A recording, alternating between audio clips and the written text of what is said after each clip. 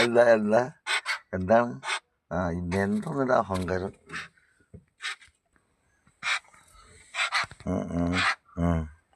ഇങ്ങോട്ട് കയറി വന്നാണ്. എന്താണ് നിങ്ങളെ കാര്യം?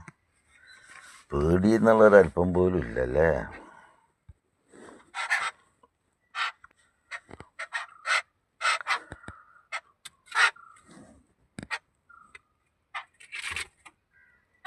മറ്റൊക്കെ പിന്നെ അത്ര തന്നെ ധൈര്യം പോരാ. ഇയാളെ പറ കളിക്ക് കൊണ്ടുപോവുക. ഏതാ സാധനം നോക്കാം. എടുത്തുകൊണ്ട് പോവുകയാണ്